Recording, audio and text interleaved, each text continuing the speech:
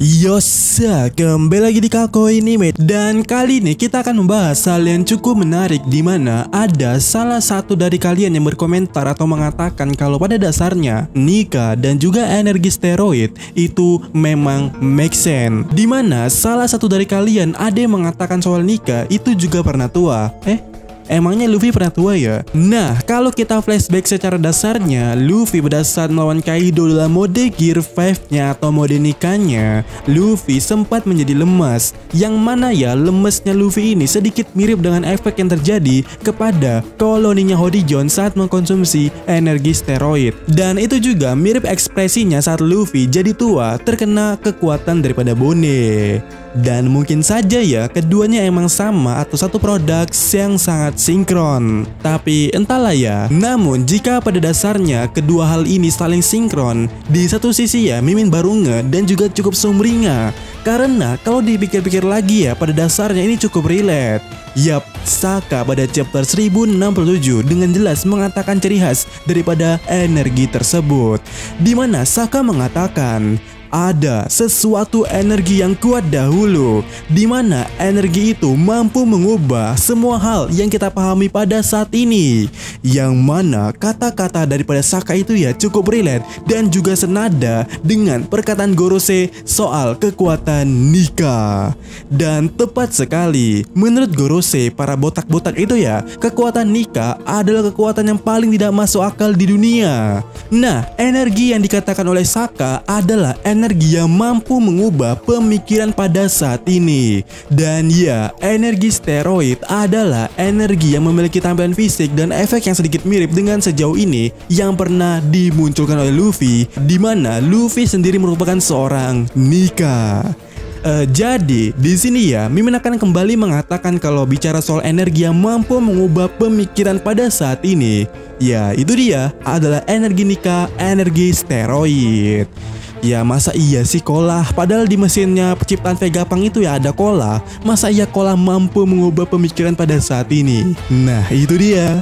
Dan kemudian berbicara soal energi steroid kembali, di sini ya diri Mimin yang satunya lagi bercanda ya guys ya, mengatakan kalau plot daripada energi steroid itu akan kembali, di mana lebih detailnya seperti ini. Bagaimana jika ternyata Caesar Clown telah menemukan satu potongan pil energi steroid di Whole Cake Island? Nah ini dia, seperti yang kita ketahui bersama, energi steroid secara dasarnya dicuri oleh Hodijohns yang berada di dalam suatu kotak bernama Tamate Bako. Yang dimana ya ketika Hodijohns berhasil mencuri energi steroid itu dari kotak itu, Hodijohns menukarnya atau menggantikannya dengan suatu bom.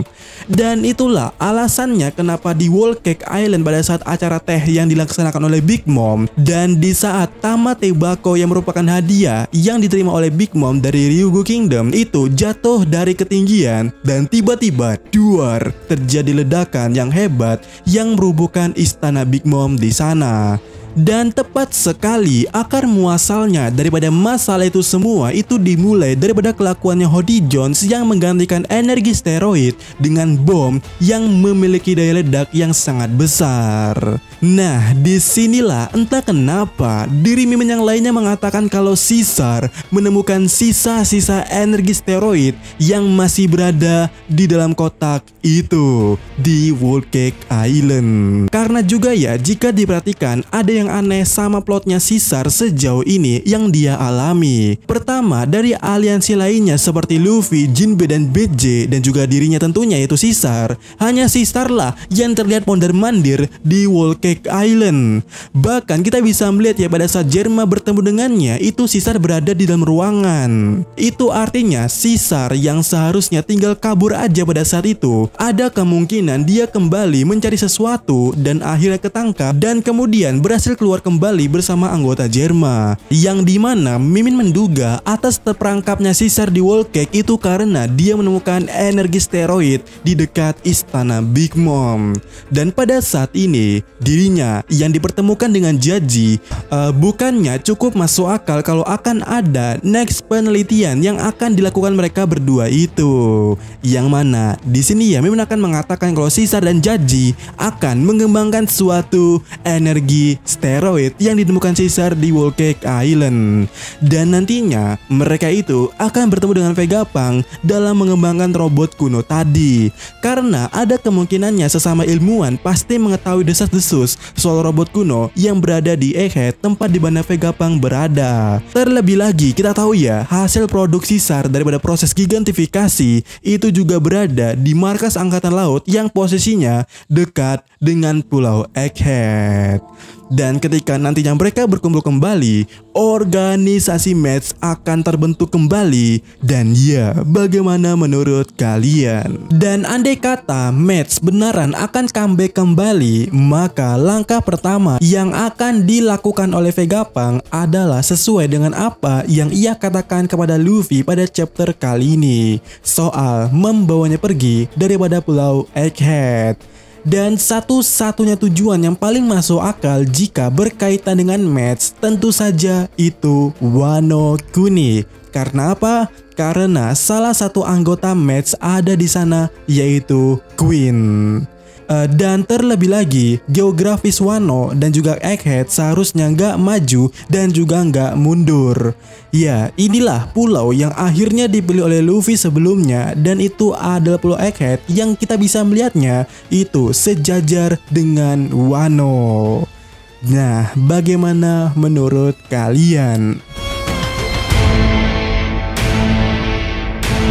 Dan kemudian ada satu hal menarik lainnya yang ingin Mim katakan di sini, dan kali ini terkait soal Pluton. Yap, Pluton itu memiliki blueprint. Bahkan dijelaskannya kenapa blueprint Pluton itu ada, itu dimaksudkan untuk menciptakan senjata yang sama kuatnya dengan Pluton. Bahkan juga menjadi jaga-jaga untuk melawan Pluton yang asli itu sendiri. Lah, kan Pluton di Wano, Pluton di Wano, Pluton di Wano. Iya, itu benar, tetapi Pluton bisa lebih dari satu karena adanya blueprint tersebut.